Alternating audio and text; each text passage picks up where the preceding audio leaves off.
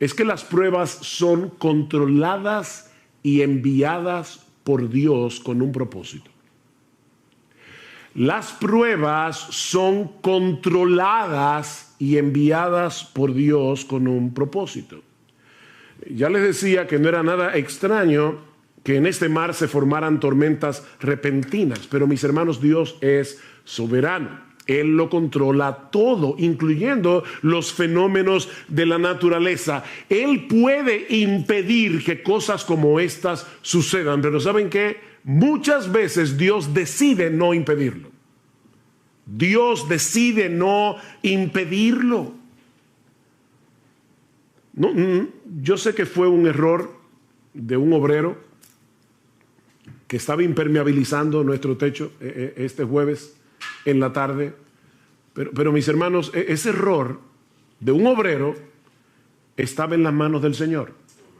El hecho de que esa noche cayera un aguacero, nosotros lo escuchábamos fuera de la habitación y decíamos, está cayendo el cielo. Hacía muchos días, meses, que nosotros no veíamos un aguacero así.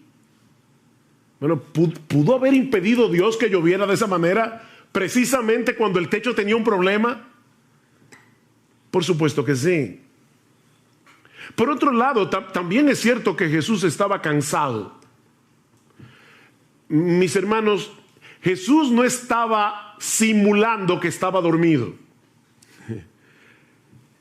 En su naturaleza humana, Él no pudo resistir el cansancio tan grande que tenía. Para los discípulos era como de repente ver a Superman envuelto en kriptonita. O sea, el Señor está ahí completamente agotado. Era tal el agotamiento de Jesús que ni el ruido de las olas ni el movimiento de la barca pudieron despertarlo. Él estaba completamente exhausto. Así que los discípulos sabían que su experiencia como marinero no les serviría de nada para poder maniobrar en una tormenta como esa, y por lo visto tampoco contaban con Jesús. Era una situación realmente desesperada. Pero mis hermanos, la Biblia nos enseña una y otra vez que las pruebas nacen en el trono de Dios. Las pruebas nacen en el trono de Dios. ¿Ustedes recuerdan cuando Noemí regresó a Belén desde los campos de Moab sin marido, sin hijos? ¿Cuál fue su explicación teológica a sus vecinos en Belén? El Todopoderoso me afligió. El Todopoderoso me afligió. Mis hermanos, las pruebas nacen en el trono de Dios. Jehová dio, Jehová quitó. Sea el nombre de Jehová bendito. Job no dijo, el diablo me quitó lo que Dios me dio. No, fue Dios que me lo dio y fue Dios que me lo quitó. No somos víctimas de un destino ciego. Estamos en las manos de un Dios lleno de sabiduría, de un Dios lleno de poder que controla todas las cosas para su gloria y para el bien de su pueblo. Mis hermanos, déjenme hacerles una pregunta. ¿Quién fue que tomó la decisión de embarcarse esa noche para cruzar el lago? Fue Jesús. Él era el único responsable de que ellos estuvieran en esa situación. Y la tormenta que se desató esa noche repentinamente no era otra cosa que la voz de Dios levantando el viento, levantando las olas. Dice en el Salmo 107, Él habló y levantó un viento tempestuoso que encrespó las olas del mar. No fue la madre naturaleza la que provocó esa tempestad, fue el decreto soberano de Dios. Él metió a los discípulos en medio de ese mega huracán porque quería enseñarles algo acerca del poder y la autoridad del Señor Jesucristo. Así que mi hermano, si tú estás ahora en medio de una prueba, sea grande, sea pequeña, tal vez no es un mega huracán, Pero sea grande o sea pequeña, tú tienes que entender que fue Dios el que te metió en esa prueba. No fue el destino. No fue un virus invisible. No fue la gente que te rodea, decía el filósofo francés Jean-Paul Sartre, el infierno son los demás. No fueron las personas que te rodean las que te metieron allí. Dios te puso allí en medio de ese huracán con un propósito bueno y sabio, aunque ahora no podamos entenderlo. Pero este pasaje también nos enseña que las pruebas llegan sin aviso. Las pruebas suelen llegar sin aviso. Cuando los discípulos entraron en la barca, no podían imaginar lo que estaba a punto de ocurrir. Mateo nos dice que la tormenta se desató de pronto. ¿Lo ven en el versículo 24? De pronto, repentinamente. Las pruebas se introducen en nuestras vidas sin pedir permiso. Por eso es que Santiago dice: amados míos, tened por sumo gozo cuando os halléis en diversas pruebas. Y la idea es, cuando ustedes se encuentren de repente en diversas pruebas, nosotros quisiéramos que las pruebas vinieran como espaciadas, ¿verdad? Que viniera una hoy, otra el año que viene. Pero dice Santiago, no, a veces tú tienes una prueba y luego vienen 25 juntas. Cuando os halléis en diversas pruebas, o como dice el texto literalmente, pruebas de diversos colores. Y desde nuestro punto de vista, las pruebas siempre llegan en el momento más inoportuno. Yo siempre me pregunto cuando escucho a la gente decir, wow, este era el peor momento para tener un problema económico, o este era el peor momento para yo enfermarme, este era el peor momento para tener una cirugía no planificada. ¿Cuándo es el mejor momento para tener un problema económico? ¿Cuándo es el mejor momento para tener una enfermedad incurable? Las pruebas llegan desde nuestro punto de vista en el momento más inoportuno. Pero mis hermanos, lo que a nosotros nos toma por sorpresa nunca sorprende a nuestro Dios. Porque Él es el que decreta las pruebas, como vimos ya.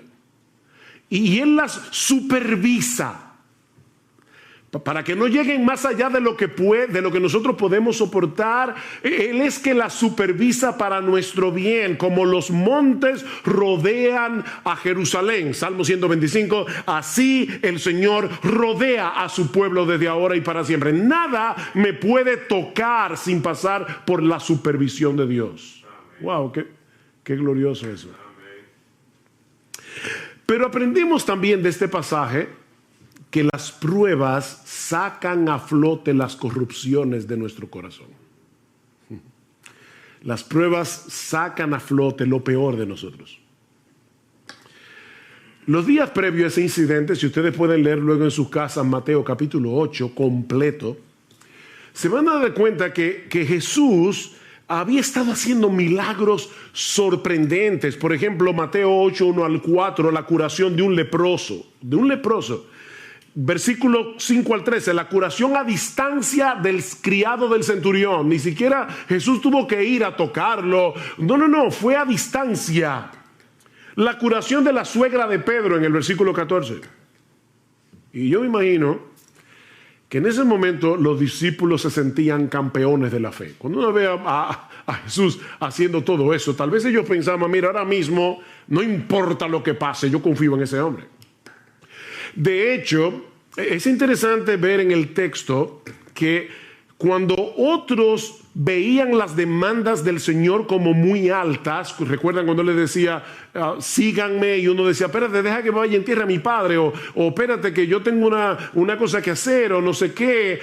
Cuando otros estaban poniendo excusas para seguir a Jesús, vean lo que dice el versículo 23, cuando entró Jesús en la barca, sus discípulos le siguieron. Mientras otros veían difícil seguir a Jesús y ponían excusas para seguir a Jesús, los discípulos no. Así que probablemente en ese momento ellos se sentían campeones de la fe. Pero ¿qué tan fuerte era esa fe? No había manera de saberlo si no era en medio de la prueba. Abraham no sabía qué tan fuerte y sólida y vigorosa era su fe hasta que Dios le pidió que sacrificara a Isaac. Ezequías fue un buen rey de Israel. Enfermó, le oró a Dios que lo sanara, Dios lo sanó. Y probablemente en ese momento se sentía fuerte en su fe. Llegaron unos embajadores de Babilonia y el orgullo de Ezequías salió a flote inmediatamente. Mis hermanos, es en medio de las pruebas que conocemos el estado real de nuestro corazón. Nuestra fe será probada por el fuego, dice en 1 de Pedro capítulo 1, versículo 7. Tiene que ser probada por el fuego. ¿Qué hace el fuego? El fuego licúa el oro y al licuarse, como es un metal pesado, eso hace que la basura salga a flote. Y entonces el orfebre comienza a purificar el oro. Pero tiene que ser por medio del fuego. Yo estoy seguro que a nadie le gustaría ir a una joyería, comprar una prenda pensando que es de oro y después resulta que era de hojalata. El oro tiene que ser probado y se prueba con fuego. No solo para ver su genuinidad, sino también para librarlo de impurezas. El oro tiene que ser probado por fuego y nuestra fe también. Nuestra fe también tiene que ser probada. Y cuando somos probados, es que podemos ver una verdadera radiografía de lo que hay en nuestro corazón. Pero aprendemos también de este relato que las pruebas son un antídoto contra nuestro sentido de autosuficiencia.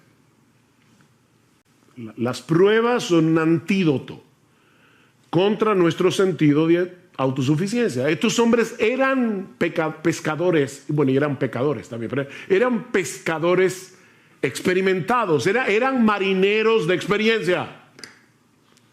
Seguramente ellos habían estado en tormentas anteriormente en el mar de Galilea, porque eso era muy común.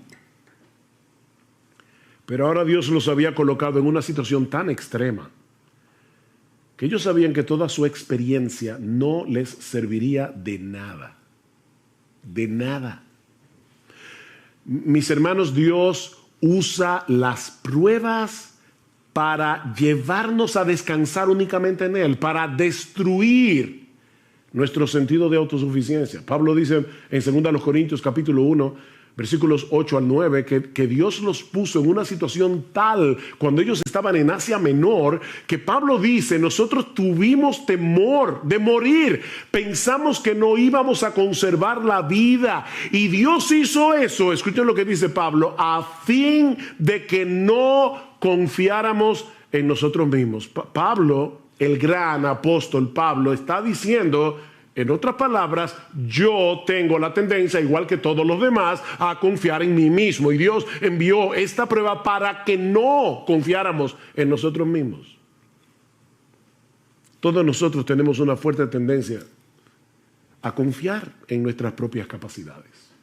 Y ¿saben qué? Nunca somos más débiles, ni estamos en una condición más vulnerable que cuando somos atrapados por el sentido engañoso, que es una ilusión, de que nosotros podemos hacer las cosas en nuestras propias fuerzas. Eso es una ilusión.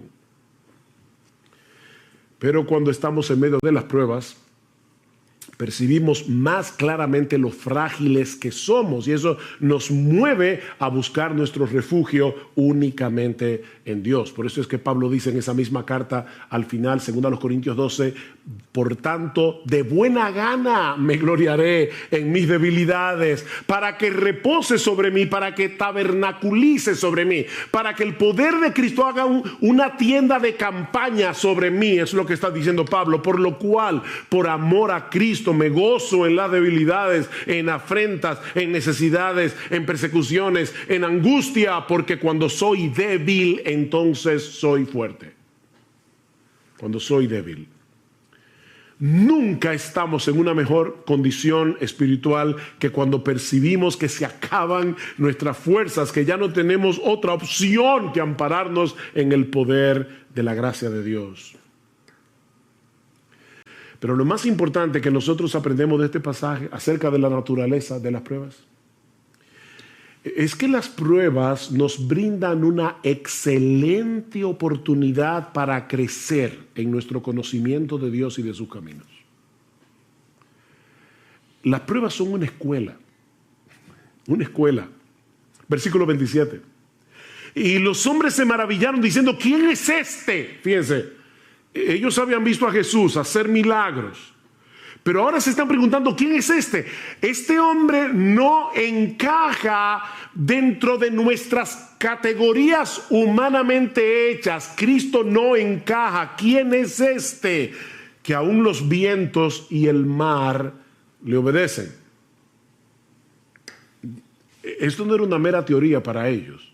O sea, no fue que ellos vieron cómo Jesús se levantó de la barca. Y yo les decía al principio, yo no voy a estudiar y considerar cada uno de los detalles de la historia, pero ustedes recuerdan, ¿verdad? Jesús está dormido, los discípulos lo despiertan, Cristo mira el mar, mira el viento y le dice, cállate.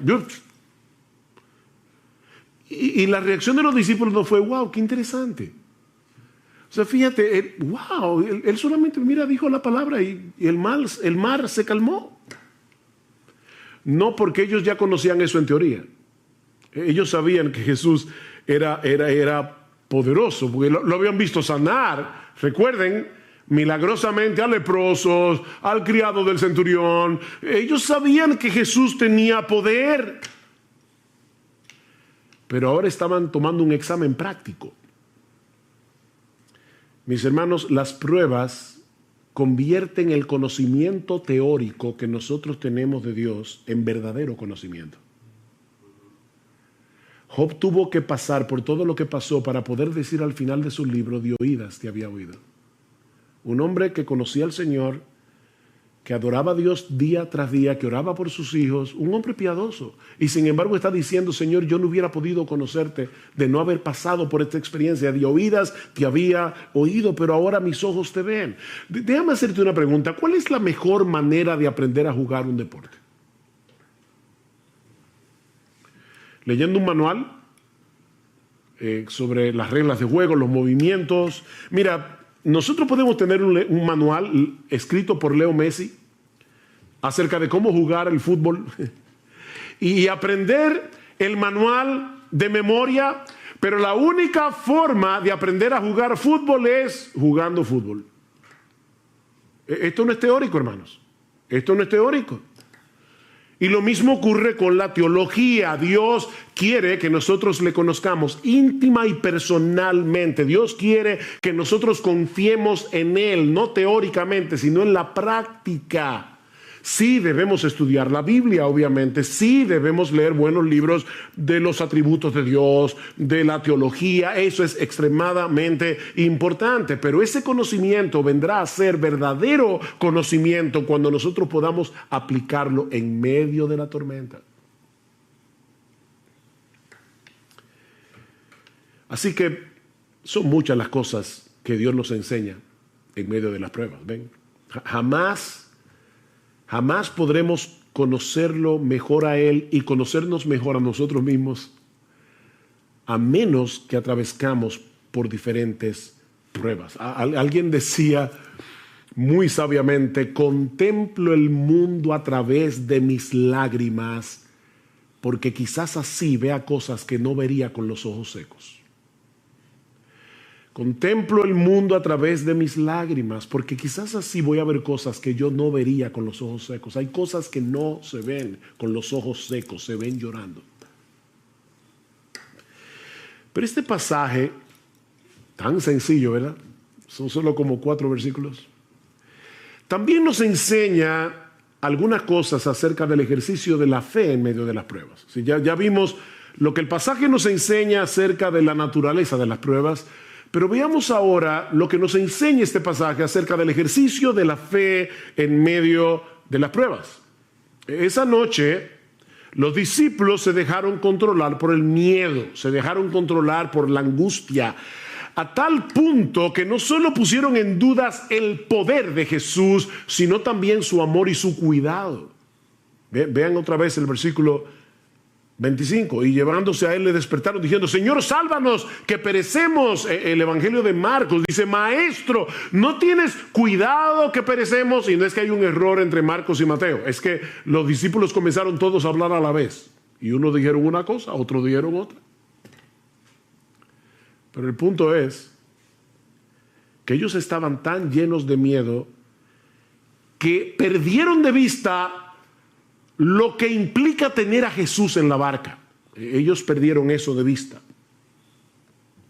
Y algunos pudieran pensar: bueno, pastor, pero óyame, no era para menos. No, Cristo tenía una evaluación muy diferente.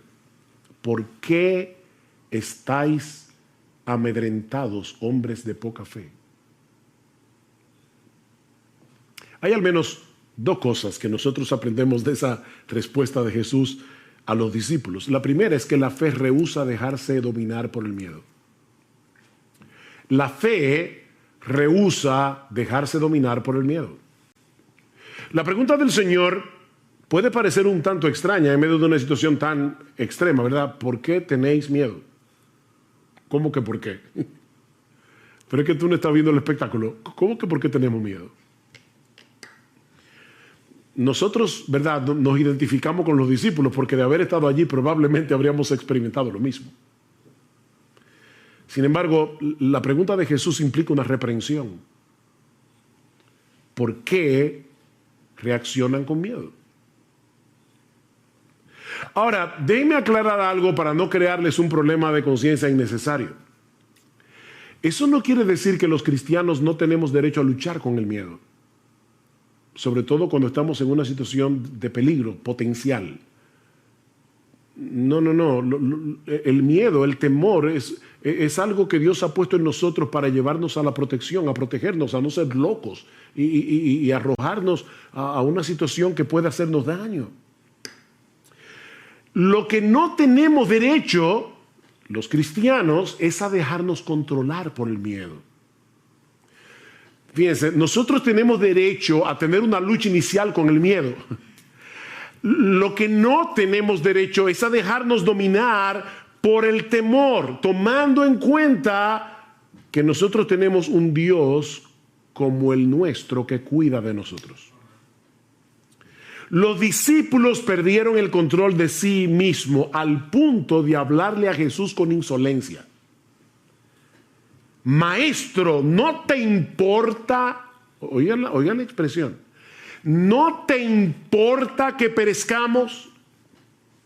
En vez de mostrar una fe sumisa y esperar confiados en que Jesús iba a hacer lo que él tenía que hacer, la frustración, el miedo, los llevaron a reprocharlo por su falta de cuidado y de amor. Ahora, no olviden, mis hermanos, que ellos acaban de ver a Jesús sanar todo tipo de enfermedad. Ellos acaban de ver a Jesús echar fuera demonios. Ellos estaban conscientes de su poder. Ellos estaban conscientes de la compasión de Jesús.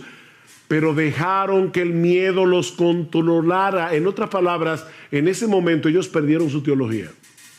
Ellos perdieron su teología. ¿Alguna vez te has visto a ti mismo reaccionando de ese modo? Porque, ay, mis hermanos, a mí me ha pasado más veces de lo que yo quisiera recordar. Me ha pasado más veces de lo que yo quisiera recordar. Sabemos que el Señor es bueno, sabemos que Él es todopoderoso, sabemos que Él está lleno de compasión y de sabiduría. De hecho, tú y yo tenemos un conocimiento mayor que el que tenían los discípulos esa noche, porque nosotros vivimos del otro lado de la cruz. Ellos todavía en ese momento no habían visto a Cristo muriendo por nuestros pecados y recibiendo en su cuerpo la ira de Dios por nuestros pecados para que nosotros pudiésemos ser absueltos en el tribunal de Dios. Ellos vivieron del otro lado de la cruz. Pero ¿cuántas veces reaccionamos con esa misma clase de insolencia? Con esa misma clase de incredulidad en medio de la prueba. No lo decimos con palabras. Pero esa es la queja sutil y silente que está detrás de nuestra amargura y de nuestro descontento.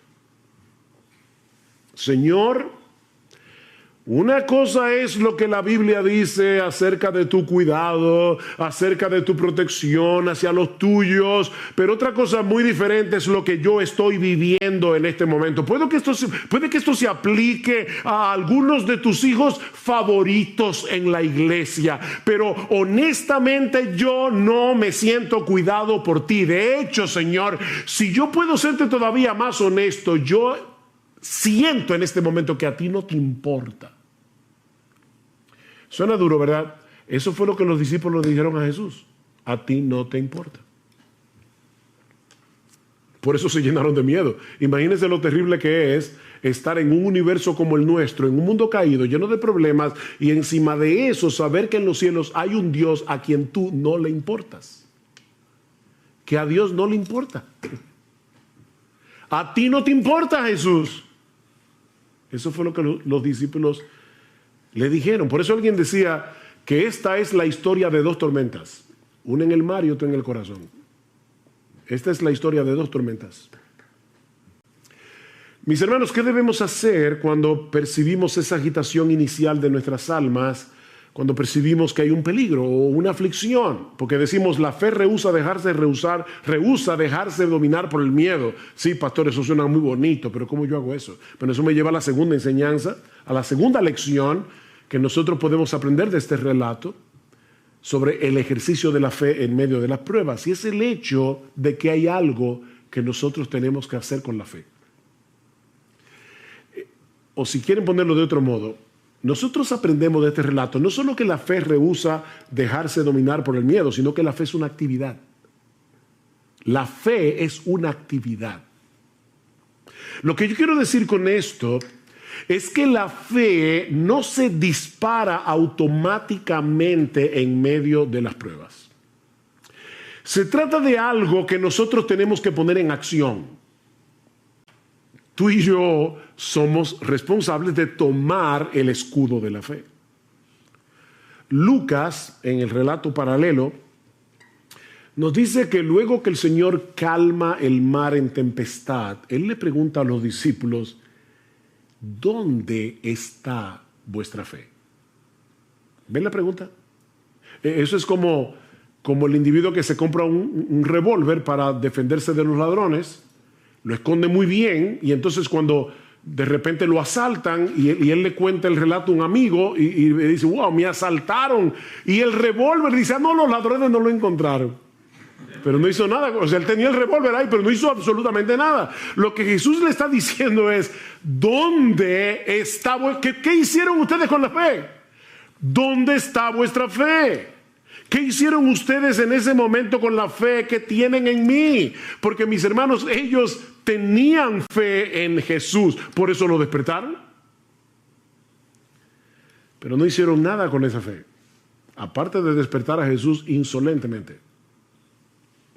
Mis hermanos, hay algo que debemos hacer con nuestra fe para impedir que la angustia nos arrope. ¿Qué dice el salmista en el Salmo 56? En el día que temo, fíjense, no es yo nunca tengo miedo, no. En el día que temo yo en ti confío, en el día que temo yo tomo la decisión de confiar en ti. Yo tomo la decisión de pensar correctamente. Por eso decimos que la fe es una actividad, porque es la actividad de mantener a raya nuestra incredulidad con la palabra de Dios. Nosotros tenemos que mantener a raya la serpiente de la duda, la serpiente de la incredulidad con la palabra de Dios. El problema de los discípulos en la barca es que ellos no se hicieron cargo de la situación, sino que dejaron que la situación se hiciera cargo de ellos. Que la situación los controlara. Miren, mis hermanos, cada vez que nosotros estamos en medio de una prueba, la voz de la duda comienza a hablar inmediatamente. Y lo que pasó esa noche es que ellos dejaron que la voz de la duda controlara la conversación, en vez de escuchar la voz de Dios a través de su palabra. ¿Por qué te abates, oh alma mía? Fíjense, ¿Qué está haciendo el salmista aquí? Él está acallando la voz de la duda. ¿Por qué te abates, oh alma mía? ¿Por qué te turbas dentro de mí? Espera en Dios, porque aún he de alabarle, salvación mía y Dios mío. Háblale a tu alma, no dejes que la voz de la duda hable sin control.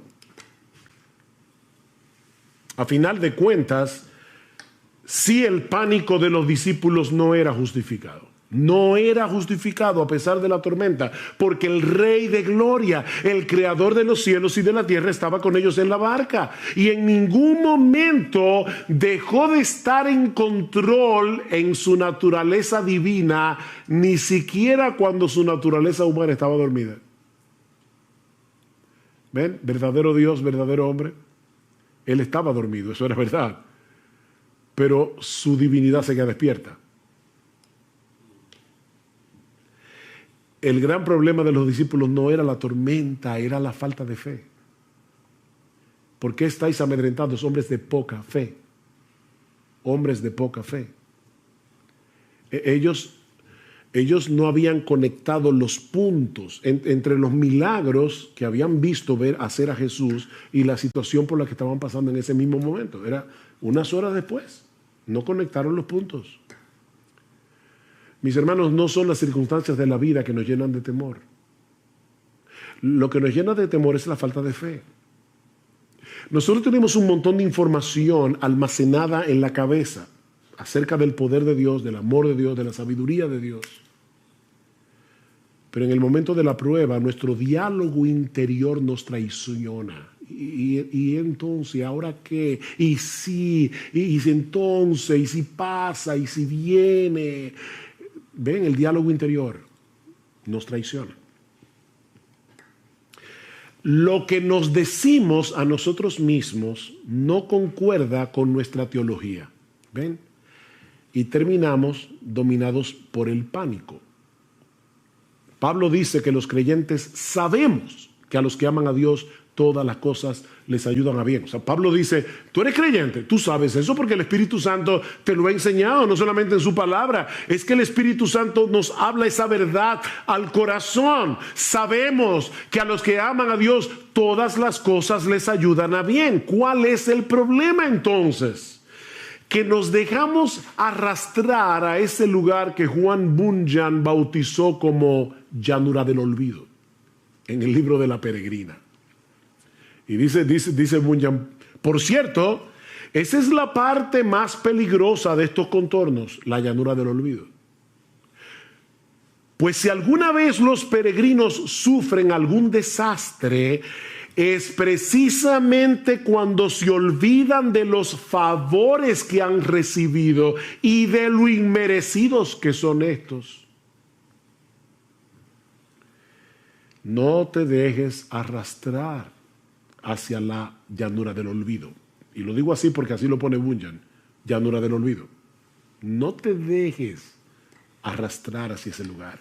Nunca olvides las misericordias de Dios en Cristo, porque su amor manifestado en el Calvario sigue tan intacto hoy como cuando Cristo estaba muriendo por tus pecados en la cruz. Está intacto el amor de Dios. Ayer escuchaba la historia de una mujer que iba en un barco y el capitán era su esposo. Resulta que de repente se levanta una fuerte tempestad, la mujer está muy atemorizada y va hacia el marido y el marido le pregunta, ¿por qué tienes miedo? Y ella le responde con otra pregunta, ¿y tú por qué no tienes miedo? Hay una tormenta allá afuera. El marido, le pidió a un joven que estaba ahí, dice, tráeme mi espada. Él le trae la espada y él se coloca con la espada frente a ella y le dice, ¿tú me tienes miedo? Y dice ella, por supuesto que no. Y dice, ¿por qué tú no me tienes miedo? Dice, porque yo sé que tú me amas, tú eres mi esposo. Bueno, le dice él, el Dios que controla esta tormenta es mi Padre que me ama. Y no la usará para hacerme daño. Ella dice, pero el barco puede hundirse. Le dice él, entonces mi alma irá a su presencia a la espera de la resurrección de mi cuerpo. Ven, mi hermano, ¿cuál es el asunto? Esa espada que ahora te hiere está en las manos de Dios, del Dios que te ama, del Dios que cuida de ti, del Dios que no te va a hacer daño, del Dios que no te va a hacer daño. Aunque tenga que usar el escarpelo para hacerte una cirugía de corazón abierto, ese Dios no te va a hacer daño. Mis hermanos, no podemos permitir que las consecuencias de esta pandemia o lo que sucedió este fin de semana con nuestro edificio, claro que no me dio alegría saber que este domingo no nos íbamos a poder reunir en nuestro local. Por supuesto que me dio tristeza ver toda esa agua corriendo por el púlpito y bañando las sillas. Y no fue motivo de alegría subir al techo esta semana, el viernes, y ver lo que había pasado allí. O cualquier otra cosa que pueda suceder mañana, no pueden llevarnos a perder de vista el poder y el amor de Dios. Y que Él hace todas las cosas con un propósito sabio y santo, aunque nosotros no lo entendamos. Yo le decía a mi esposa, yo no sé si, por supuesto, este no es la única razón por la que Dios permitió todo esto, pero quién sabe si Dios quería que nosotros cambiáramos el mensaje de Romanos y predicáramos este mensaje, una de las razones por las que Dios obró para que mucha gente fuera consolada a través del texto de Mateo 8. ¿Quién sabe? Dios tiene tantos propósitos que solo los descubriremos todos cuando lleguemos al cielo. ¿Y acaso? No a nosotros, Señor, no a nosotros, sino a tu nombre da gloria, Salmo 115, por tu misericordia y por tu fidelidad. Solo tu nombre merece gloria porque solo tú estás lleno de misericordia y solo tú eres completamente fiel. Y ahora escuchen la pregunta, ¿por qué han de decir las naciones, ¿dónde está ahora tu Dios? Y yo te digo, ¿por qué le vas a permitir a tu alma, por qué le vas a permitir a tu corazón decir, ¿dónde está ahora tu Dios? Respuesta, nuestro Dios está en los cielos, Él hace lo que le place.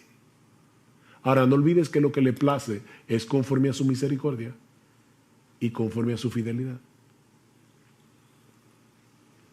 Alguien decía, tal vez escuchemos a nuestro corazón decir, no hay esperanza, pero debemos rebatírselo.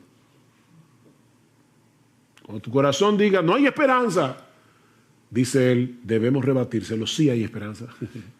Sí hay esperanza porque Cristo está en la barca. En nuestras vidas, Cristo está en la barca. Él ha prometido estar con nosotros todos los días hasta el fin del mundo. Y con una sola palabra, Él puede calmar el mar en tempestad. Cristo simplemente dijo, cállate, enmudece. Y la tormenta se calmó, como un niño obediente. Porque nuestro Dios controla el universo. Así que no importa qué tan severa sea la tormenta, no importa qué tan claro percibamos que nuestra barca está a punto de naufragar, una sola palabra de Cristo es suficiente para hacer que el mar vuelva a sosegarse. Y Él dirá esa palabra en el momento preciso cuando la prueba haya cumplido su propósito. Cuando nos encontramos en medio de una enfermedad incurable, otros tal vez con un matrimonio destruido o lidiando con un hijo muy rebelde o tal vez atravesando por un serio problema económico. Mis hermanos, nuestro Dios suele usar este tipo de circunstancia para magnificar su poder y su gracia en una forma extraordinaria, como vemos en el texto que vamos a exponer en la mañana de hoy en el Evangelio de Marcos. Yo les pido por favor que vayan en sus Biblias al Evangelio de Marcos, los versículos 21 al 43. Ok. Marcos 21 dice: cuando Jesús pasó otra vez en la barca al otro lado, se reunió una gran multitud alrededor de él, así que él se quedó junto al mar. Y vino uno de los oficiales de la sinagoga llamado Jairo, y al verlo se postró a sus pies y le rogaba con insistencia diciendo: mi hijita está al borde de la muerte, te ruego que vengas y pongas las manos sobre ella para que sane y viva. Y Jesús fue con él. Y este detalle es importante: una gran multitud le seguía y le oprimía. Jairo, dice el texto, era un oficial de la sinagoga. La sinagoga era ese lugar donde se reunían los judíos y adoraban al Señor durante el Sabbat, durante el día de reposo, cuando estaban lejos del templo de Jerusalén. Cada sinagoga tenía un oficial o un grupo de oficiales que eran los encargados de supervisar todo lo concerniente al culto. Nosotros venimos aquí el domingo en la mañana, ya todo eso está preparado, aquí hay un micrófono, aquí hay una cámara, todo está bien, los hermanos de alabanza. Hay alguien que tiene que coordinar todo esto. Bueno, eso era lo que hacían los oficiales de la sinagoga. Generalmente eran personas elegidas por la comunidad debido a su carácter, debido a su devoción religiosa, de manera que Jairo era un hombre muy conocido, era un hombre muy respetado en la ciudad de Capernaum, que es donde ocurre esta historia. Y cuando él llega delante de Jesús, dice Marcos que se postra delante de él en una actitud suplicante, porque su hijita, yo sé que la Reina Valera dice su hija, es su hijita literalmente, está al borde de la muerte. Más adelante Marcos nos va a decir que esa niña tenía 12 años. Y Lucas añade el dato de que era una hija única.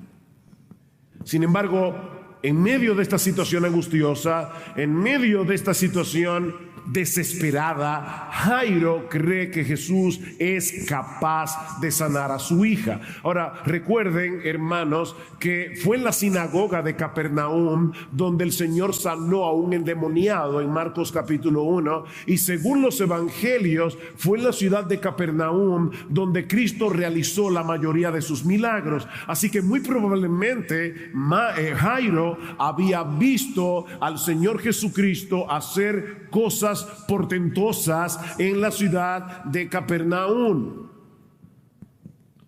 Y él conocía el poder de Jesús, pero sobre todo conocía la compasión de Jesús, y por eso le suplica de rodillas delante de todo el mundo. No olviden, aquí hay una gran multitud, y Jairo le suplica de rodillas delante de todo el mundo que sane a su niña.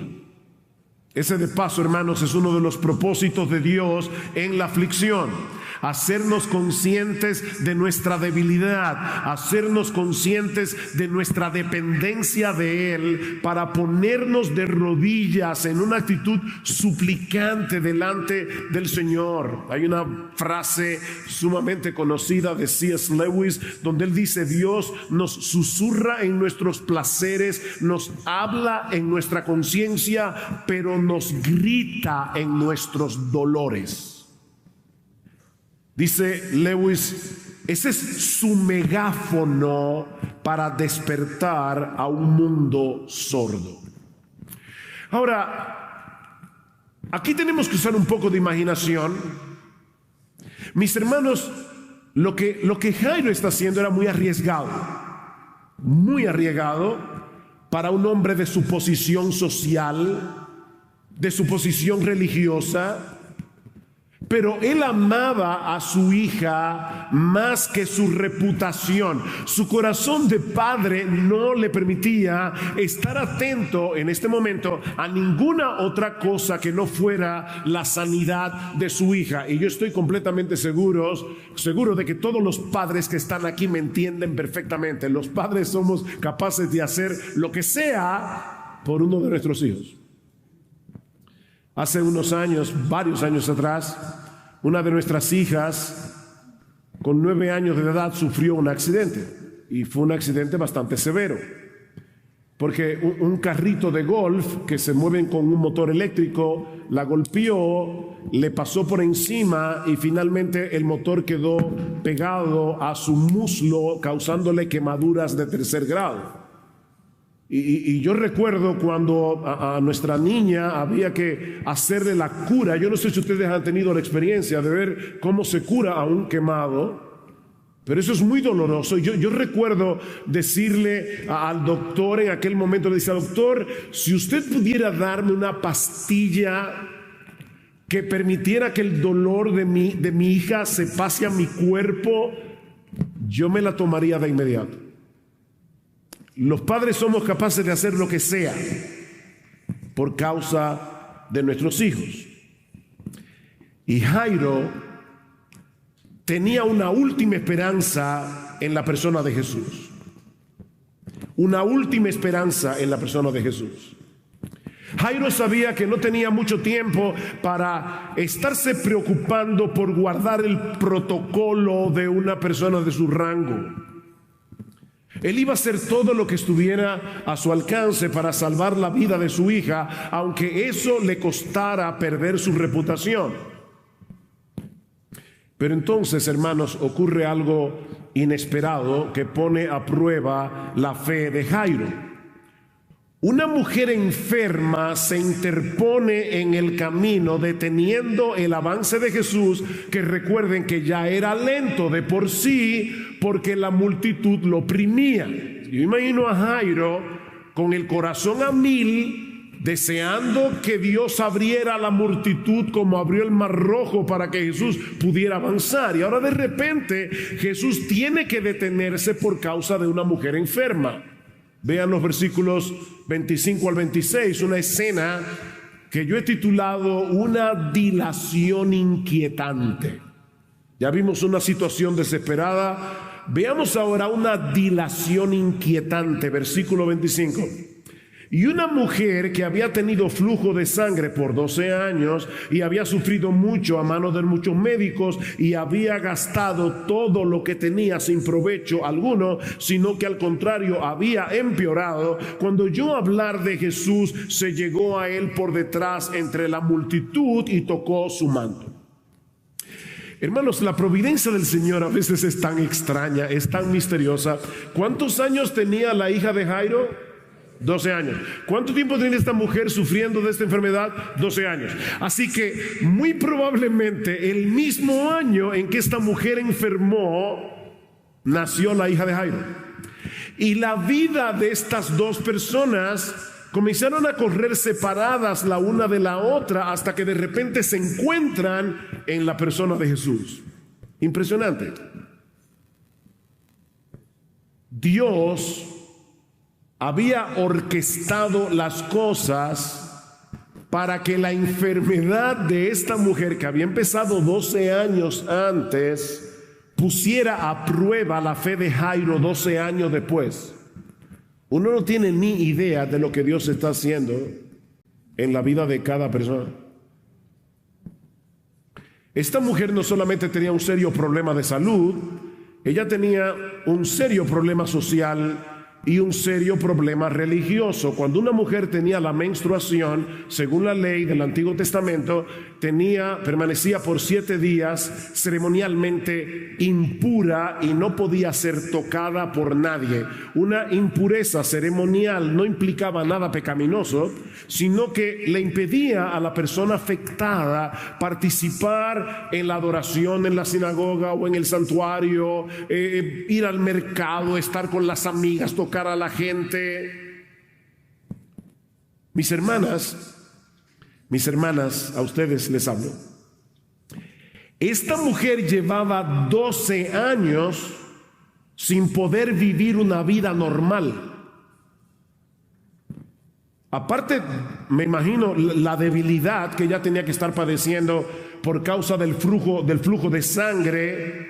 Esta mujer había tenido que sufrir vergüenza, había tenido que sufrir soledad, 12 años sin recibir un abrazo, 12 años sin que nadie la tocara, Y tal vez, porque la gente es cruel,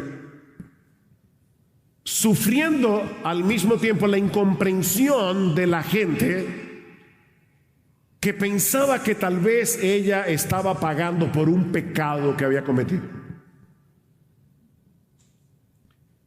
Todo esto, mis hermanos, suele mezclarse en las aflicciones. Job tenía suficiente con lo que estaba padeciendo en su cuerpo, la pérdida de sus bienes, la pérdida de sus hijos, para que 3 amigos vinieran a insistirle en que él estaba así porque había pecado.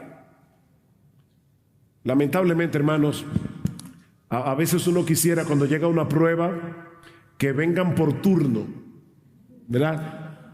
Una hoy, otra el año que viene.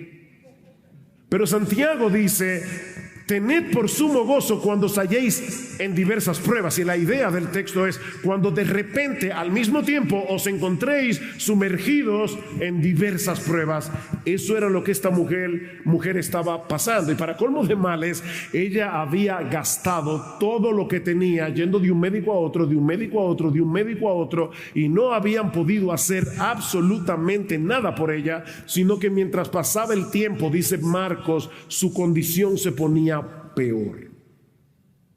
Esta mujer había perdido toda esperanza hasta que se entera que Jesús ha vuelto a Capernaum.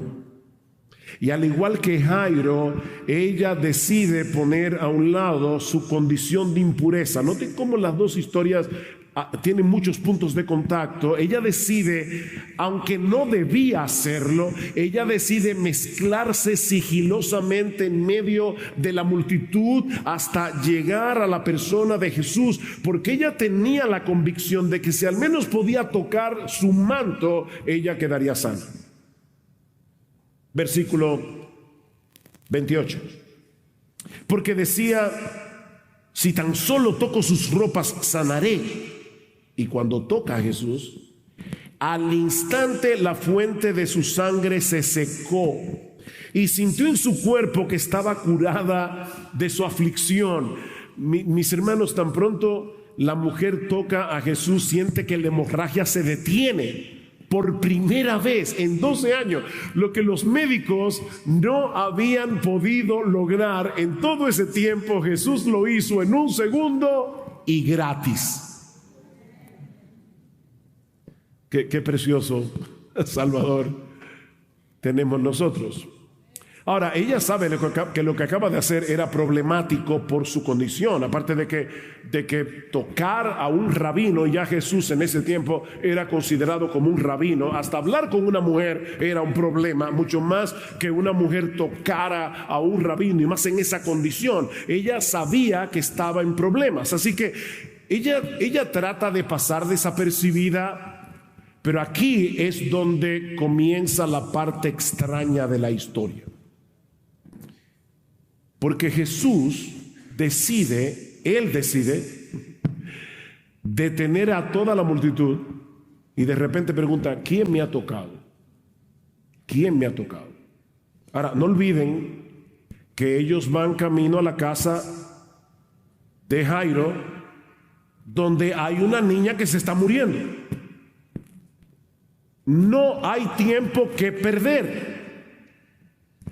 Pero en vez de apurarse, Jesús se detiene a conversar con esta mujer. Y yo me imagino a Jairo, por lo menos si fuera yo. Versículo 30. Enseguida Jesús, dándose cuenta de que había salido poder de él y volviéndose entre la gente, dijo: ¿y quién ha tocado mi ropa? Y sus discípulos le dijeron, yo imagino hoy día, ¿what? O sea, ¿ves que la multitud te oprime y dices: ¿quién me ha tocado? Pero él miraba a su alrededor para ver a la mujer que le había tocado. Aparte de que Jesús estaba rodeado de un montón de gente que lo estaba apretujando por todas partes, hay una niña a punto de morir, no olviden eso, y él se detiene a preguntar quién le tocó. Mis hermanos, eso de verdad parece absolutamente absurdo, incomprensible. Pero Cristo quiere que todo el mundo sepa lo que sucedió con esa mujer. Él no iba a permitir que ese milagro pasara desapercibido. Versículo 33. Entonces la mujer, temerosa y temblando, dándose cuenta de lo que le había sucedido, vino y se postró. De nuevo, ¿qué hizo Jairo? Vino y se postró. Esta mujer vino y se postró delante de él y le dijo toda la verdad. Y Jesús le dijo: hija, tu fe te ha sanado, vete en paz y queda sana de tu aflicción. Y hay al menos 3 cosas importantes que yo quiero resaltar aquí en estos 2 versículos. La primera es que el Señor aprovechó la ocasión para instruir a esta mujer, porque recuerden que ella creía que iba a ser sanada si tocaba la ropa de Jesús, pero la ropa de Jesús no tenía ningún poder para sanar a nadie, como no lo tienen hoy todos esos pañitos y agua bendita que venden por ahí. No tiene poder. Fue por causa de su fe, dice el texto, que fue sanada. De hecho, hermanos, déjenme decirles algo extraño. Tal vez Javier se los ha dicho, o los predicadores de esta iglesia. Tampoco la fe tiene ningún poder. Yo digo a la gente que dice: la fe mueve montañas. No, la fe no mueve nada. El que tiene poder es Jesús, no la fe, que actúa en nosotros por medio de la fe. Son 2 cosas muy diferentes. Como dice un comentarista, esta mujer tenía una teología débil y una fe fuerte. Así que el Señor aprovechó para corregir su teología, que estaba mal, pero exaltar su fe al mismo tiempo. Lo segundo que hace Jesús, y esto es precioso, hermanos, es declarar públicamente que esta mujer ha sido limpiada. Públicamente de su impureza ceremonial. Por primera vez en 12 años, esta mujer comenzaría a vivir una vida normal, comenzaría a mezclarse con la gente, comenzaría a ir a la sinagoga, comenzaría a ir al mercado, a conversar con las amigas, a recibir un abrazo. De manera que fue por su propio bien que Jesús no permitió que este milagro pasara desapercibido. Que Jesús quería proclamar: esta mujer está limpia. Pero hay algo más importante aquí. En el versículo 34 hay un juego de palabras que no se ve tanto en español, pero la palabra que se traduce como sanar también se puede traducir como salvar. Es la misma palabra. Ella se había acercado a Jesús para ser sanada, pero había encontrado en cambio sanidad y salvación. Por eso es que Cristo le dice: hija, ahora ella es una hija de Dios.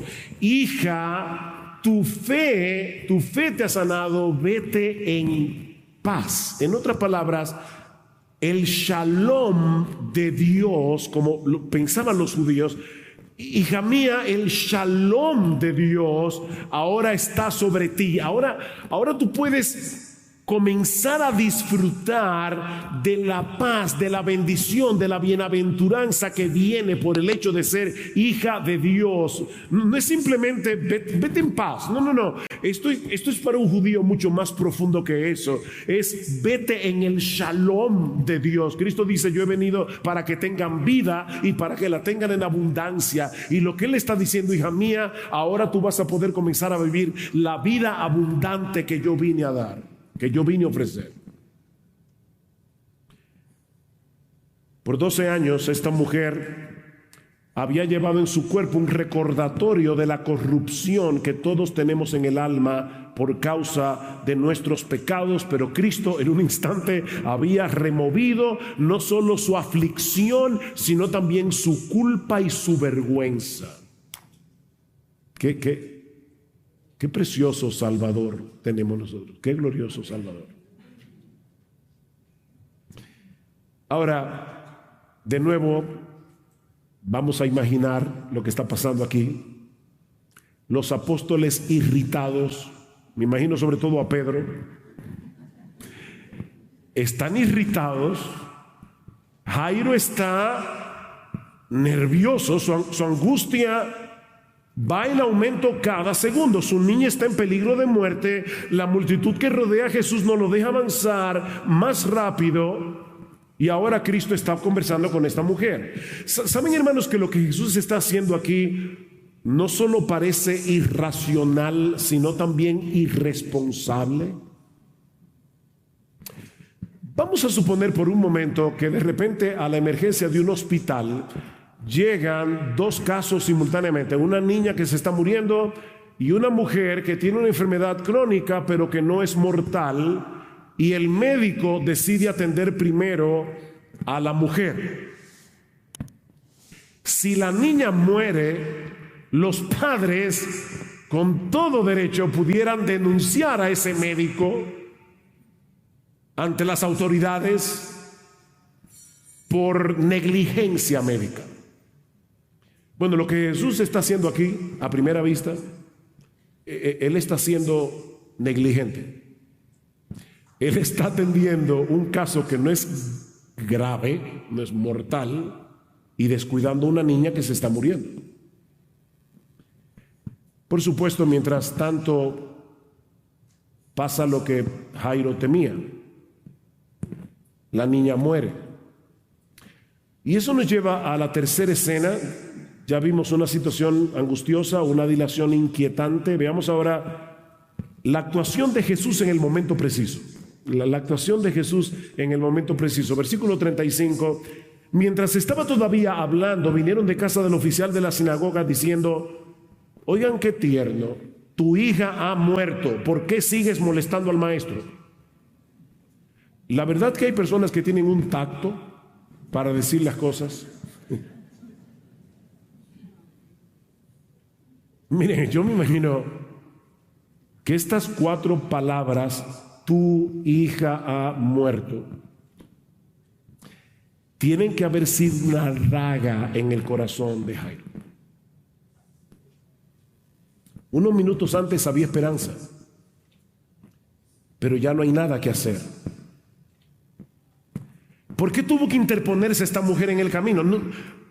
¿No pudo haber esperado un poco más para ser sanada y darle el chance a una niña que tiene toda una vida por delante? Por lo menos, de nuevo, yo estoy casi seguro de que yo habría pensado así. Pero ahora Jesús quiere ayudar a Jairo a poner su mente en perspectiva, y a todos ustedes y a mí también, porque este relato quedó inspirado por el Espíritu Santo para que durante 2000 años o hasta que Cristo vuelva, nosotros estemos predicando acerca de este texto. Y ahora Jesús le dice, escuchen esto. Jesús, versículo 36, oyendo lo que se hablaba, dijo al oficial de la sinagoga 4 palabras también: no temas, cree solamente. No temas, cree solamente. 4 palabras aterradoras: tu hija ha muerto. 4 palabras de esperanza. Mis hermanos, todos nosotros necesitamos urgentemente que el Señor nos ayude a pensar de una forma apropiada, a pensar a través de la fe, porque la prueba produce turbación. Uno quisiera, ¿verdad?, que en el momento de la prueba lo primero que se dispare sea la fe. Pero ¿saben qué es lo que suele ocurrir? Que en una prueba, cuando llega en el momento, lo primero que se dispara es la duda. No nos gusta reconocerlo, pero es así. A un señor le preguntaron: ¿es usted creyente? Y yo digo: no, dudante. Nosotros tenemos una tendencia a dudar. Se dispara la duda hasta que entendemos que Jesús es confiable, no importa la circunstancia. Mira, mi hermano, yo no sé lo que tú estás pasando, mi hermana, en este momento, pero sea lo que sea, si tú eres creyente, por favor no olvides que Jesús es confiable. Por encima de tu dolor, por encima de tu aflicción, por encima de tu circunstancia aflictiva, Jesús es confiable. Yo no sé si en algún punto de esta historia Jairo llegó a pensar que Jesús no había actuado con la rapidez que el caso ameritaba. Si tan solo se hubiera apresurado un poco más, su hija estaría viva. Pero el Señor sabía que no había ninguna razón para apurar el paso. Las cosas tienen que suceder según la agenda de Dios, no según la agenda de los apóstoles, no según la agenda de Jairo, no según tu agenda, no según la mía. Es la agenda de Dios. Mis hermanos, nuestra noción del tiempo nunca es adecuada cuando nosotros tendemos que evaluar la actuación de Dios. Ustedes saben que cada cultura tiene una noción particular del tiempo, y eso impacta considerablemente la manera como reaccionamos. Por ejemplo, los dominicanos somos súper puntuales. Tú invitas a un dominicano a una reunión a las 8 y llega a las 9 en punto. Y yo no sé cómo es aquí en El Salvador. ¿Ustedes son iguales? Más o menos. Ahora, imagínate por un momento que se están casando una dominicana y un inglés. Yo estuve en Londres el año pasado y a mí me sorprendía cada vez que iba a tomar un tren, decía, llega a las 9:04. Y decía, no puede ser a las 9:05, redondo, no. Y yo lo probaba con el 9:04, ¡pam! Ahí llegaba el tren. Impresionante. Ahora, se están casando, ¿verdad? Una dominicana y un inglés. Para él, 5 minutos ya es muy tarde. Para la dominicana y la familia hay una elasticidad como de 60 minutos más o menos. Un rango de elasticidad. Entonces llega la hora determinada para la boda, ¿verdad? Ya todos están ahí esperando. En el ala derecha están los ingleses irritados, molestos, mirando el reloj. En el ala de izquierda están los dominicanos hablando, porque para ellos, lamentablemente para nosotros, esto es de lo más normal. Ven cómo cada cultura maneja el tiempo de una manera diferente. Bueno, mis hermanos, si el sentido del tiempo cambia mucho de una cultura a la otra, cuando se trata de Dios, la situación ya es muy crítica, porque, hermanos, el obrar de Dios en el tiempo es absolutamente incomprensible para nosotros. Dios llama a Abraham y le dice, capítulo 15, capítulo 17, le dice, Abraham, te voy a dar 2 promesas. Capítulo 15, te voy a dar un hijo. Capítulo 17, te voy a dar esta tierra. Y en el mismo capítulo 15 le dice lo mismo. ¿Cuándo, Señor? Bueno, el hijo dentro de 25 años y la tierra dentro de 400 años. El tiempo de Dios. Alguien decía, la gracia de Dios nunca actúa según nuestro horario. Y eso es tan importante, hermanos. Cuando estamos en medio del dolor y comenzamos a pedir a Dios, Señor, por favor, ven, Señor, ven, actúa, ven, Señor. Y pasa un día y el día se convierte en un mes y el mes se convierte en un año y en 2 años y en 4 años. Y uno dice, Señor, ¿qué pasa? Yo le decía a mi esposa en estos días, hemos estado pasando muchas aflicciones de diversos tipos. Y por momentos, conversando ella y yo abiertamente hemos dicho, wow, le hemos pedido tanto al Señor y parece como que Él no está escuchando. Pero ¿saben qué? Yo le decía a mi esposa, ¿saben, mi amor, que en los 47 años que nosotros tenemos siendo cristianos, muchas veces nosotros le hemos pedido al Señor en oración, Señor, santifícanos, Señor, haznos como Cristo? ¿Y qué si esta dilación ahora no es más que la respuesta de Dios a aquellas oraciones? No entendemos lo que Dios está haciendo. Para Jairo era demasiado tarde. Para Jesús las cosas estaban ocurriendo según lo previsto. Jairo, no temas. No temas, cree solamente. Mis hermanos, la fe es el antídoto divino contra el temor. Creo que era Martin Lloyd-Jones que decía que la fe consiste en aplastarle la cabeza a la serpiente de la duda con la promesa de Dios. Dice David en el Salmo 56, versículo 3, en el día que temo, fíjense, él no está diciendo, yo nunca tengo temor, yo no tengo problemas con eso. Dice, no, en el día que temo yo en ti confío, pero ahora escucha, en Dios cuya palabra alabo, en Dios he confiado, no temeré. ¿Qué puede hacerme el hombre? Y probablemente la palabra de la que está hablando David aquí, esto está...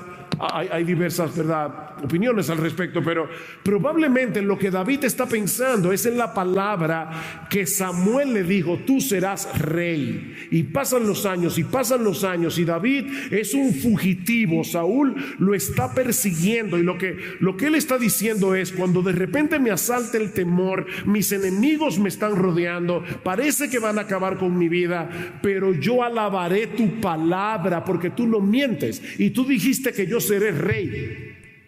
Y de esa manera es que David puede acallar la voz del miedo, la voz del temor.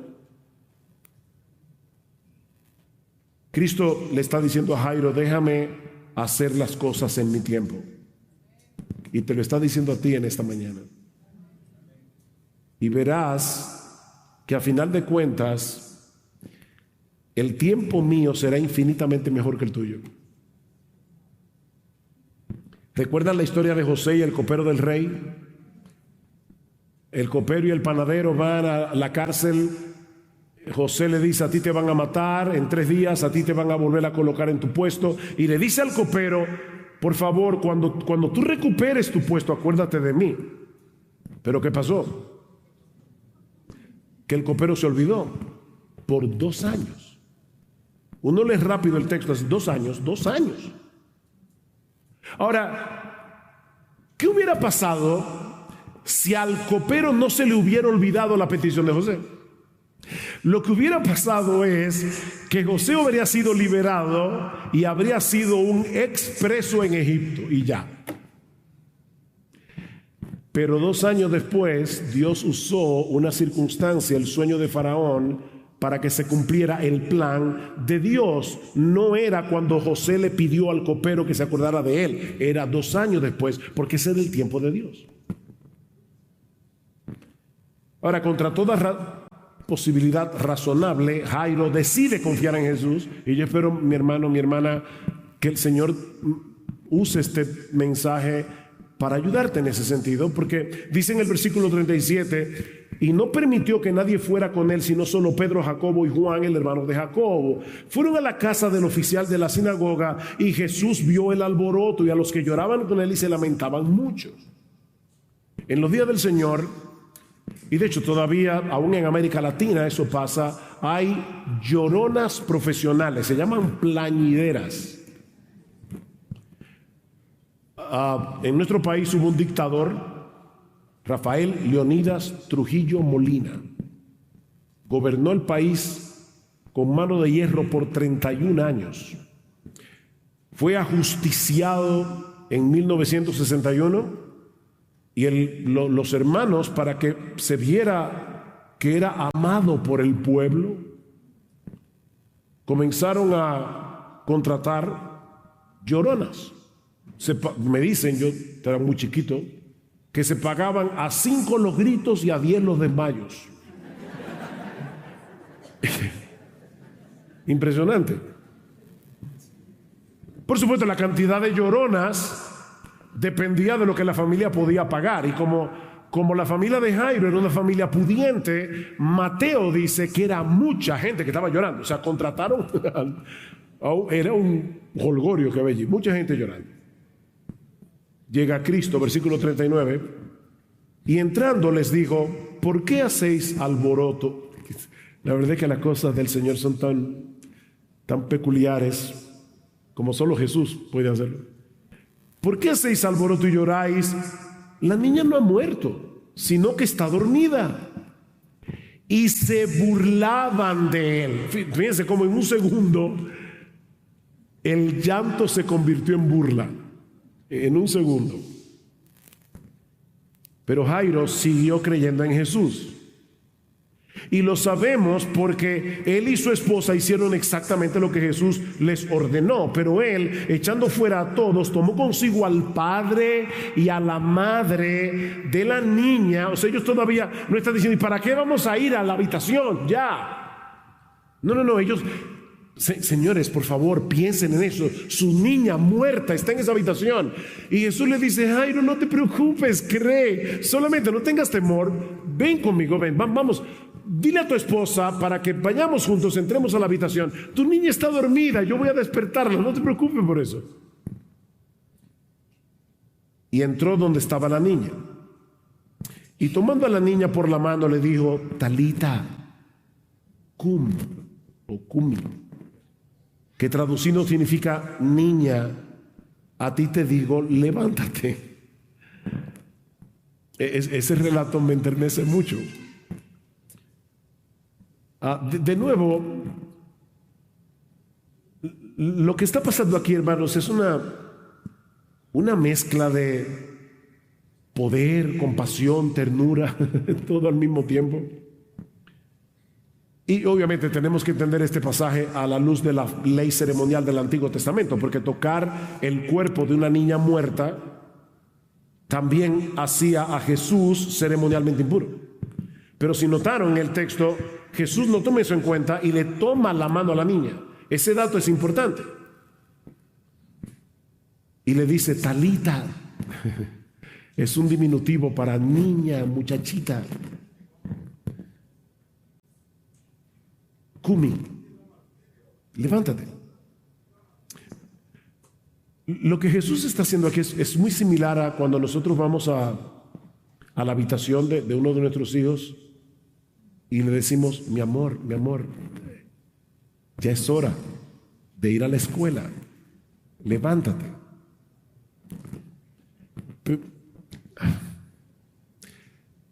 La palabra de Jesús es tan poderosa que cuando Él habla, los muertos oyen y vuelven a la vida. Versículo 42. Al instante la niña se levantó y comenzó a caminar, pues tenía 12 años. Y al momento se quedaron completamente atónitos, y entonces les dio órdenes estrictas de que nadie se enterara de esto, y dijo que le dieran de comer a la niña. Jesús está atento a todos los detalles. Él sabía que muy probablemente durante la enfermedad la niña había estado inapetente, pero ahora de repente está sanada, completamente sanada, y vuelve a tener la energía y el apetito de un adolescente. Y el Señor le dice a los padres, ahora denle de comer. El milagro de restauración había sido completo. Ahora, yo no vine aquí al Salvador a contarles una historia que está en la Biblia. Yo vine a predicar. Hermanos, ¿qué aprendemos de esta historia?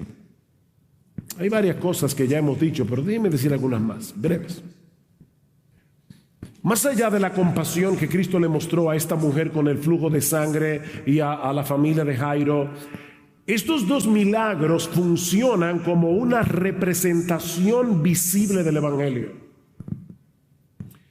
Jesús tuvo que entrar en contacto con nuestras impurezas para que nosotros fuésemos purificados, y Él permanecía puro.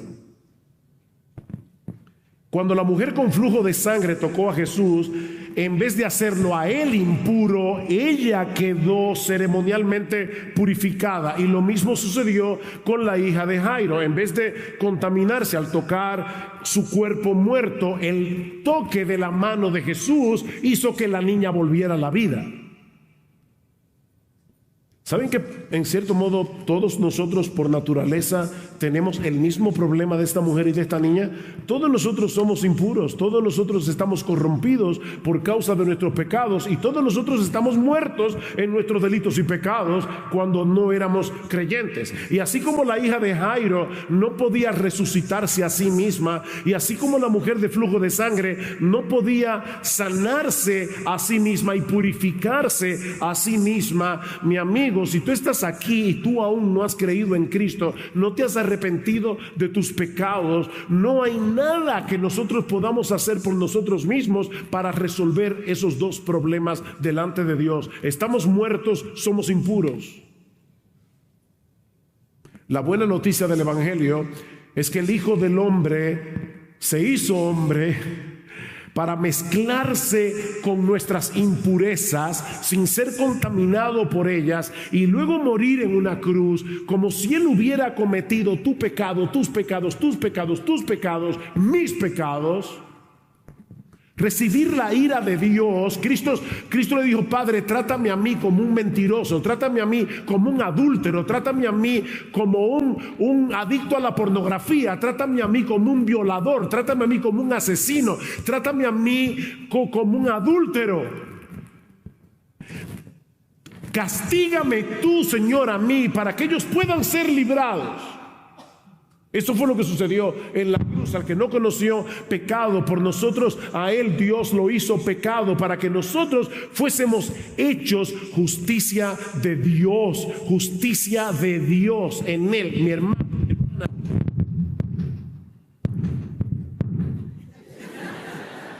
Sí, esto merece fuegos artificiales.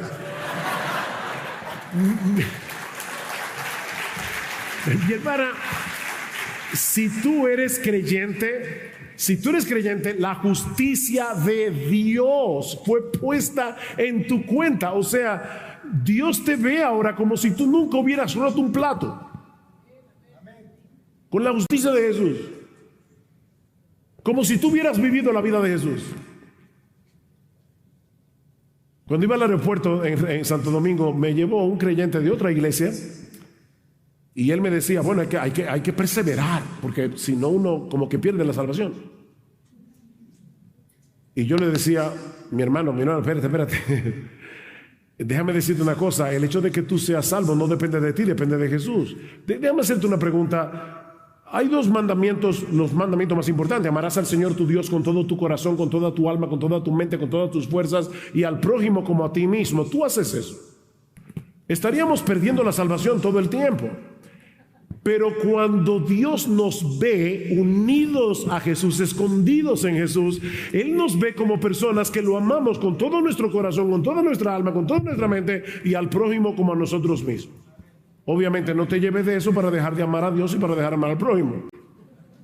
Todo lo contrario, eso más bien nos impulsa a actuar por gratitud, pero no para ganarnos la salvación, no para mantener la salvación.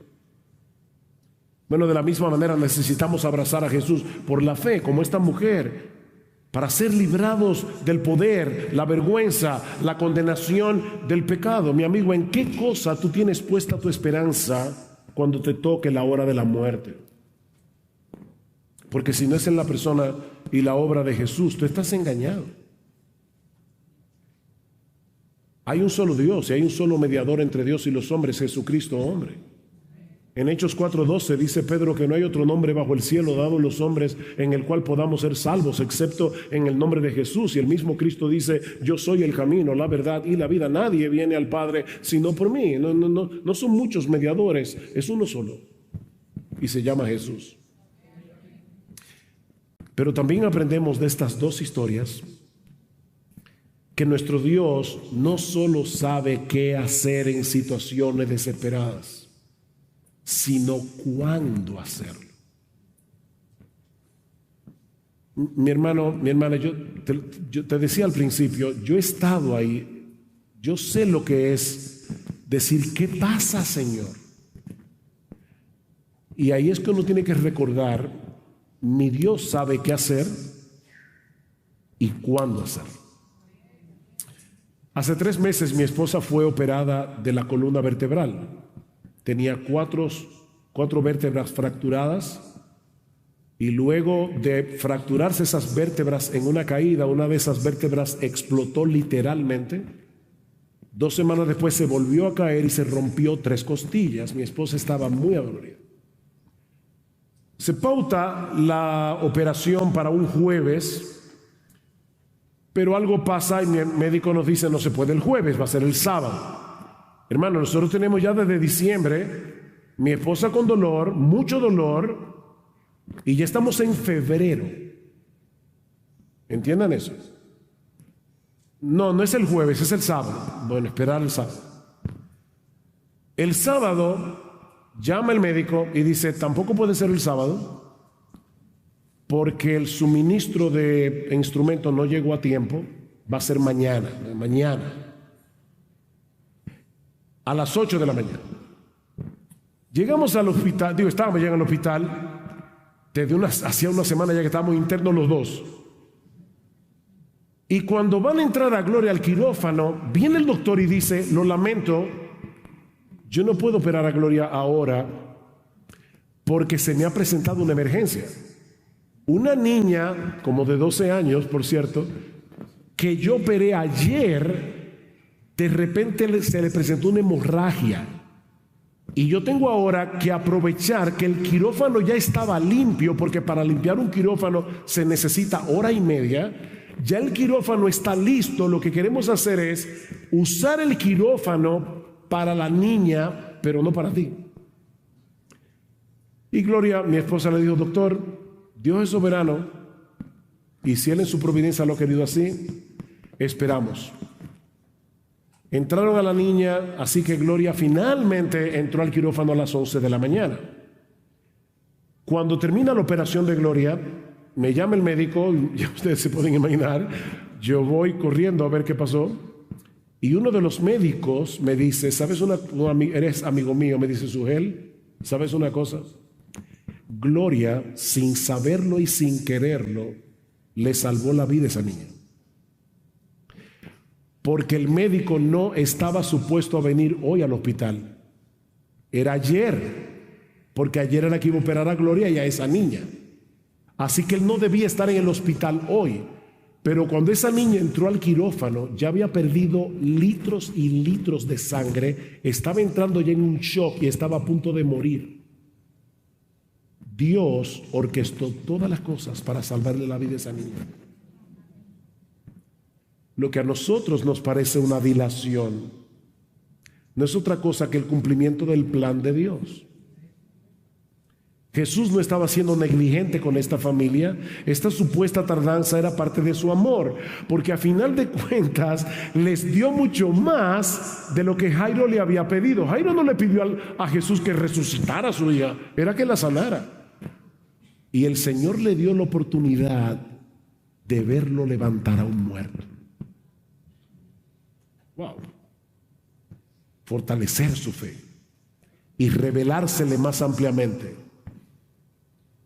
No, mi hermano, mi hermana, no es por negligencia que Él no se apresura cuando nosotros queremos que Él vaya más rápido. Es por amor. Si somos honestos, la razón por la que nos abatimos y desesperamos en medio de las pruebas, y sobre todo cuando son muy largas, es por nuestra falta de fe. Y en cierto modo, y yo sé, no quiero echarle vinagre a tu herida, pero en cierto modo es por nuestra arrogancia, porque aunque no lo decimos con palabra, la actitud del corazón es: óyeme, si Dios me hiciera caso. Como si tú y yo tuviéramos un mejor plan que el suyo, o tuviéramos más sabiduría. Y Dios en su amor nos hace esperar para ayudarnos a tener una perspectiva correcta de la realidad y darnos la oportunidad de fortalecer nuestra fe haciendo uso de ella, porque para fortalecer la fe hay que usar la fe, y para usar la fe hay que confiar cuando todo parece que se está destruyendo a pedazos. Él no siempre nos dará lo que queremos, pero siempre nos dará lo que necesitamos. Dios siempre hace lo que es mejor. para su gloria y para nuestro bien. Señor, quítame este aguijón, le dice Pablo. Si yo tuviera una mejor salud, Señor, fundaría yo no sé cuántas iglesias. No, Pablo, bástate mi gracia. Bástate mi gracia. Cada vez que leo ese texto me acuerdo de Spurgeon, porque dice Spurgeon que una vez él iba camino a predicar. Yo no sé cuándo yo comencé a predicar, por cierto. Yo me pasé. No. Spurgeon, una vez al año no hace daño. Spurgeon va camino a predicar y él está nervioso, el gran predicador Spurgeon está nervioso porque él sabe la responsabilidad que predicar la palabra, y dice él, hasta que entendió la ironía de ese texto, bástate mi gracia, y comenzó a reírse. Mis hermanos, ¿de qué tamaño es la gracia de Dios? Del tamaño de Dios, porque la gracia es una característica de Dios. Así que es como decirle a una sardina, ¿te basta el Atlántico o tú necesitas más agua? Bástate mi gracia, mi poder se perfecciona en la debilidad. Y ahora, mi pregunta a ti ahora es, mi hermano, mi hermana, ¿tú estás dispuesto a confiar en Jesús incluso cuando tú no entiendes lo que Él está haciendo? ¿Estás dispuesto o dispuesta a descansar en Él? En el hecho de que Él es infinitamente más sabio que nosotros, que en su amor siempre nos dará lo que es mejor, aunque sea doloroso. Es por fe que andamos, no es por vista, porque fue la fe lo que hizo la diferencia en las dos historias. No temas, cree solamente. El otro día uno de los pastores nos envió un poema de Paul Tripp en un libro titulado El Domingo Importa. Y escuchen parte de este poema. Tengo un problema en mi vista. No es que mis ojos físicos se estén apagando, mi problema son los ojos de mi corazón. A menudo me falta claridad de visión para vivir con un corazón sumiso, para vivir una vida libre de quejas, para vivir con gratitud, para vivir con alegría, para vivir con un corazón tranquilo, para vivir con confianza en ti, para vivir para una gloria mayor que la mía, para vivir con la eternidad en mente, para vivir con una esperanza inquebrantable, para vivir con una valentía humilde, para vivir una vida moldeada por el amor, para vivir dispuesto a perdonar, para vivir con un corazón generoso, para vivir afligido por mi pecado, para vivir comprometido con la confesión y el arrepentimiento, para vivir descansando en la justicia de Cristo, para vivir una vida de fe y no de miedo, para vivir creyendo que me has dado todo lo que necesito, para vivir libre de la adoración de ídolos, para vivir con un corazón tierno y maleable, para vivir de verdad. Con demasiada frecuencia dejo que las luchas y las decepciones de la vida dominen tanto mi visión, mi meditación, mis interpretaciones, que quedo temporalmente ciego a ti, a tu presencia, a tus promesas, a tu poder, a tu gracia siempre activa. Dejo que los problemas me definan, dejo que las decepciones digan quién soy, dejo que el miedo abrume a la fe, dejo que las quejas tomen el lugar de la alabanza, dejo que mi ceguera me haga preguntarme: ¿dónde estás? ¿Qué estás haciendo? Si acaso escuchas mis clamores, si tus promesas son todavía confiables. Dejo que mi ceguera me haga colocarte en la corte de mi tribunal para cuestionar tu fidelidad y tu amor, de manera que corro de nuevo con tu pueblo.